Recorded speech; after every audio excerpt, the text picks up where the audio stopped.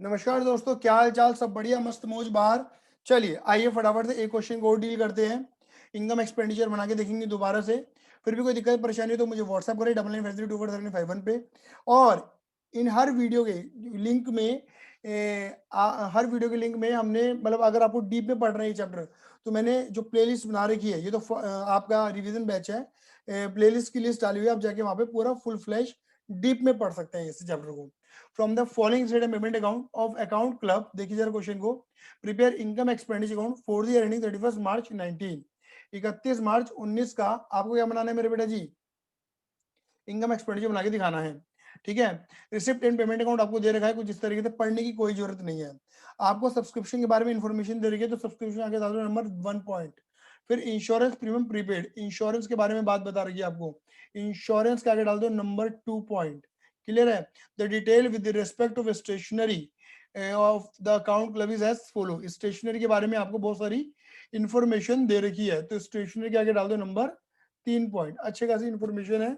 चलिए आइए फटाफट से लपालप से इन्हें डील करते हैं और बनाते हैं income and expenditure account. Clear है? वही दो बातें याद रखना मेरे बेटा जी, कि जिस ईयर का आप बना रहे हो उस ईयर की इनकम उस ईयर के खर्चे दिखाएंगे, एक्रूल बेस पे दिखाएंगे। अगले पिछले वाली अमाउंट को हम हटा देंगे। क्लियर है? ये नहीं है अगर इंक्लूडेड है तो। और रिसिप्ट एंड पेमेंट के बेस पर बनाएंगे, लेकिन हर रिसिप्ट इनकम नहीं होती, हर पेमेंट हमारा खर्चा नहीं होता। इन बातों को हम ध्यान में रखेंगे। जितनी अच्छी हम प्रैक्टिस करेंगे उतना हमें ये चीज क्लैरिटी में आ जाएगी कि हमें रिसिप्ट में किस किस चीज को इनकम मानना है और पेमेंट में किन किन चीजों को खर्चा मानना है। चलिए जी, ये हमारा हो गया format draw.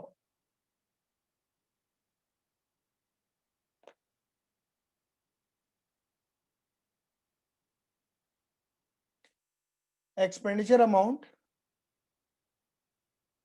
Income amount, credit and debit. ठीक है जी। चलिए, आपको अगर फोटो खींचनी है तो फटाफट से फोटो खींच लीजिए, जिससे आपको दिक्कत परेशानी ना हो।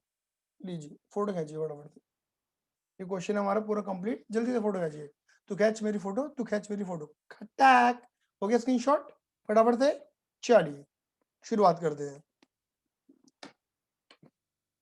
देखिएगा, अगर आपके पास बुक है तो आप बुक से भी फॉलो कर सकते हैं। देखिएगा, यहाँ पे मैं पेमेंट से शुरू कर रहा हूँ। पेमेंट में सबसे पहला आइटम दे रखा है सैलरी। ठीक है, तो सैलरी हमारे एक्सपेंडिचर में जाएगा।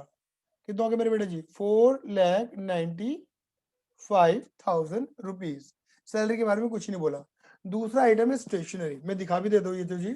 स्टेशनरी, स्टेशनरी की पॉइंट नंबर 3 है। ओहो, स्टेशनरी का ओपनिंग स्टॉक क्लोजिंग स्टॉक दोनों दे रखा है। मतलब ये आपको ओपनिंग, ये आपका क्लोजिंग। याद है मैंने आपको क्या बताया था? अगर किसी भी पेमेंट का ओपनिंग क्लोजिंग या दोनों दे रखा हो, ओपनिंग क्लोजिंग या दोनों दे रखा हो, समझ जाना वो कंज्यूमेबल आइटम है। क्लियर है? तो आइए मेरे बेटा माता रानी के अर्थात लगाते हुए कंज्यूमेबल आइटम का ट्रीटमेंट करते हैं। ठीक है, यहाँ पे हम लिखते हैं working note number 1। Working note number 1 क्या लिखेंगे? Calculation of stationery, stationery consumed. Obviously बात है, जितना तुम कंज्यूम करोगे उतना ही खर्चा माना जाएगा। क्लियर है? और सीधा सीधा फॉर्मेट था। ओपनिंग स्टॉक, पहले से कितना स्टॉक है। एट परचेजेस, आपने कितना परचेज किया। कैश परचेज, क्रेडिट परचेज, पूरा फॉर्मूला बना दो, कोई दिक्कत वाली बात नहीं है। लेस, अगर तुमने कोई सेल करी है तो वो लेस कर दो, और लेस कर दो आपका क्लोजिंग स्टॉक, कितना माल बच रहा है। अगर मैं नीचे देखूं तो स्टॉक ऑफ स्टेशनरी आपको ओपनिंग वाला दे रखा है 5,000 रुपीज और क्लोजिंग वाला दे रखा है 30,000 रुपीज, जो माइनस करना है। क्लियर है? आपको परचेज के बारे में इन्होंने ऐसी कोई कैश परचेज के बारे में कुछ नहीं बोला, तो कैश परचेज मैंने जीरो मान ली। हाँ, क्रेडिट परचेज निकालने के लिए, ठीक है ना, क्रेडिट परचेज निकालने के लिए हमें क्या बनाना पड़ेगा? क्रेडिटर अकाउंट बनाना पड़ेगा। और क्रेडिटर की पूरी इंफॉर्मेशन इन्होंने बकायदा पटापट लपालप दे रखी है। क्लियर है? क्रेडिटर क्या होती है बेटा? हमारी लाइबिलिटी। लाइबिलिटी क्या होती है? हमारी क्रेडिट। तो बीडी इधर और सीडी इधर। बात क्लियर हो गई? बीडी इधर, सीडी इधर। लायबिलिटी होती है क्रेडिट, जिसका नीचे क्रेडिट का ओपनिंग बैलेंस भी क्रेडिट का। बात क्लियर होगी? चलिए बेटा आगे। हाँ जी, तो अगर आप देखेंगे क्रेडिटर का हमें ओपनिंग क्लोजिंग दे रखा है, मैं दिखा भी देता हूँ। क्रेडिटर का देखो, ये है 26 और 40। तो ओपनिंग है 26, ठीक है, ओपनिंग है 26, क्लोजिंग है हमारा 40। बात क्लियर हो गई। अच्छा, क्रेडिटर को अगर एडवांस पे कर रखा है तो वो हमारी क्या बनती है, asset. Advance payment to creditor हमारी एसेट है, ठीक है ना। एसेट यहाँ, बीडी यहाँ, तो सीडी यहाँ, ये एडवांस का दे रखा है, ठीक है ना। आप वही करेंट ईयर और प्रीवियस ईयर एडवांस, ये प्रीवियस ईयर की अमाउंट है। अगर आप देखोगे तो आपको ना कंफ्यूज करने के लिए इन्होंने कर क्या रखा है, advance paid for stationery, advance paid for stationery, लेकिन इन्होंने एक ही जगह दे दिया, जबकि ऐसे दे सकते थे, लेकिन फिर भी देखो पेड 18-19 और 17-18, तो 17-18 तो हो गया प्रीवियस ईयर, क्योंकि हमारा जो करंट ईयर है वो 18-19 है, समझ रहे हो ना। तो यानी कि क्या हो गया, ये हो गया प्रीवियस ईयर ओपनिंग, ये हो गया क्लोजिंग 7, तो यानी कि क्या आ गया, 5 इधर आ गया और 7 इधर आ गया। अच्छा, जो तुम पेमेंट क्रेडिटर को अगर पेमेंट करते हो कैश या बैंक, क्रेडिट होते क्रेडिट, खत्म करने के लिए करेंगे डेबिट, अगर हम पेमेंट करते हैं तो। अब पेमेंट की इन्फॉर्मेशन हमें कहाँ मिलेगी, रिसिप्ट एंड पेमेंट में, तो देखो दे रखी है। कई बच्चे कंफ्यूज होते हैं कि इस पेमेंट को हम कैश परचेस ही बोल सकते हैं, क्योंकि अगर हम कैश परचेस करेंगे तो भी तो पेमेंट करेंगे। मेरे बेटा अगर स्पेसिफिकली बोला हुआ है ना कैश परचेस, तो ही कैश परचेस मानना। अदरवाइज अगर आप क्रेडिटर अकाउंट बना रहे हो ना, तो समझ जाना कि आप जो भी पेमेंट कर रहे हो स्टेशनरी की, वो क्रेडिटर को ही कर रहे हो।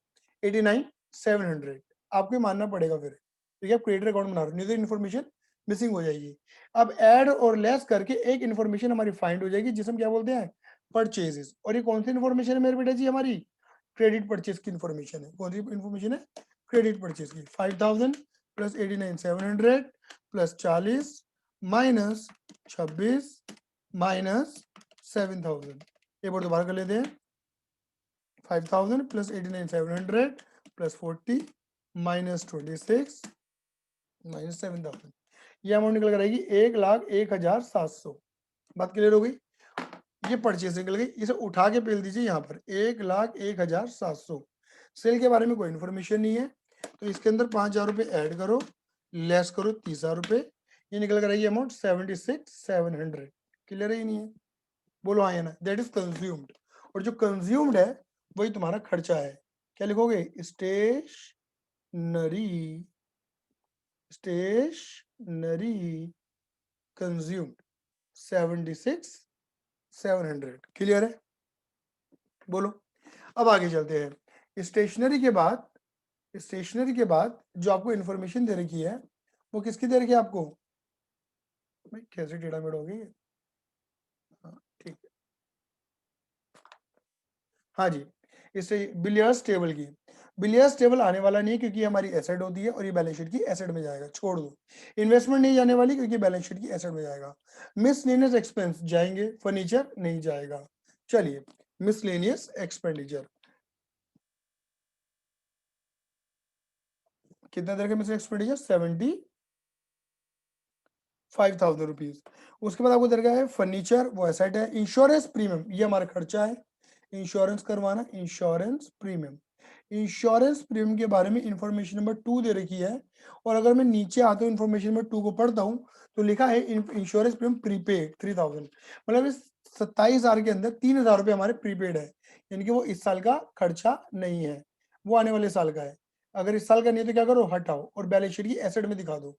फिलहाल हम बैलेंस शीट बना रहे हैं, ये नहीं है, नहीं तो क्लोजिंग बैलेंस शीट में चला जाता है ये। आगे चलते हैं। फिर आपको देखो भाई, पहले वाले क्वेश्चन की तरह क्लोजिंग कैश, क्लोजिंग बैंक दे रखा है आपको, ये बैलेंस शीट वाला आइटम है, क्लोजिंग बैलेंस शीट में जाएगा।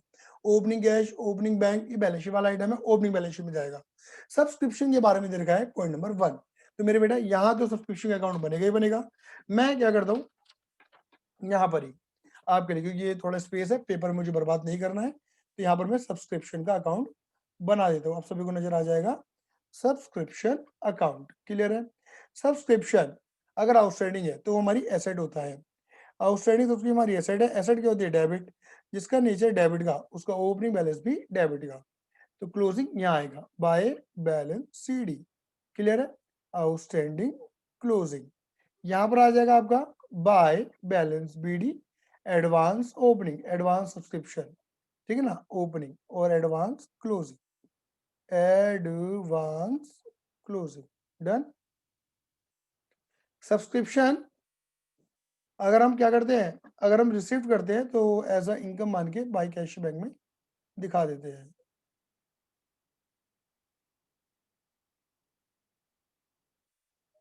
और यहाँ पे दिखाओ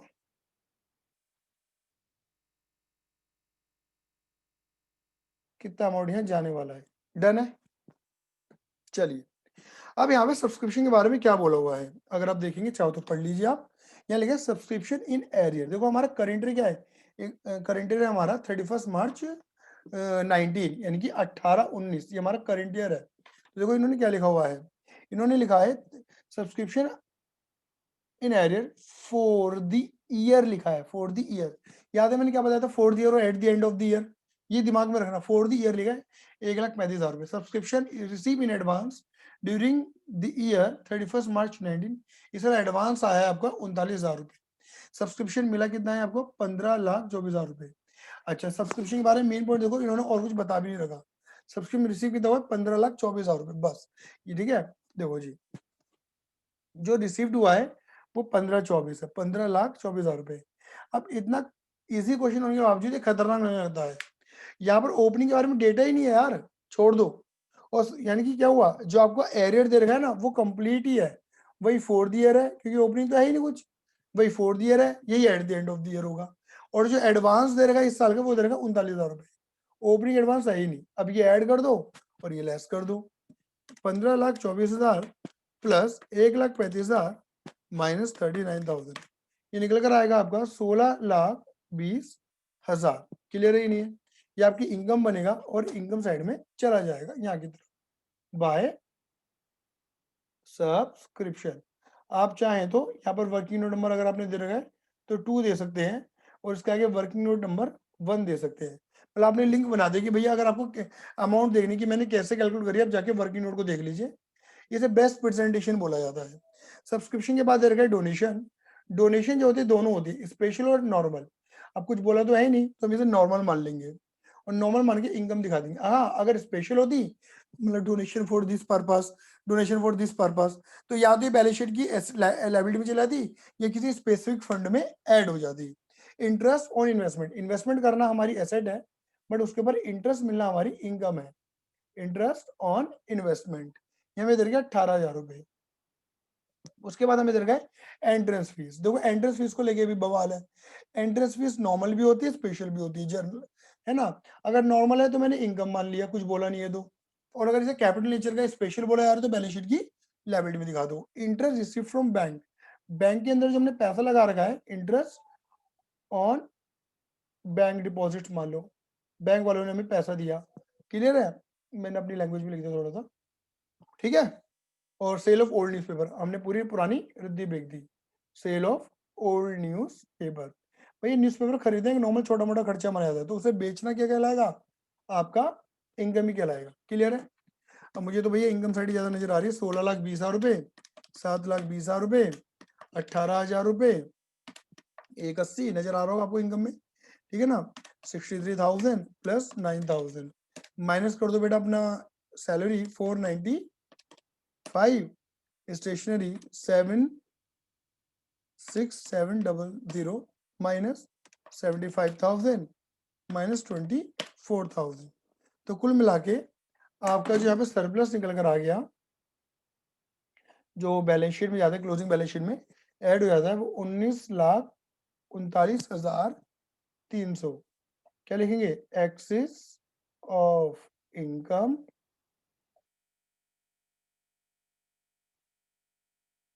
ओवर एक्सपेंडिचर, ये टोटल।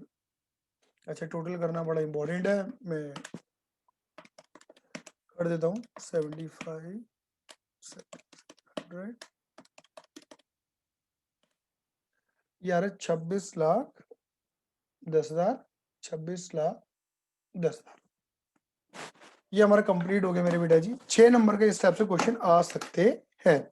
मैं समझता हूँ कि आप सभी को समझ में आया होगा। फिर भी कोई दिक्कत परेशानी है तो 9953247951 पे मुझे व्हाट्सअप करें, और इस चैप्टर को अगर डीप में पढ़ना है तो डिस्क्रिप्शन को देखें, मैंने प्लेलिस्ट का पूरा लिंक डाला हुआ है। आज के धन्यवाद, tata bye see you, love you, जय हिंद, जय भारत।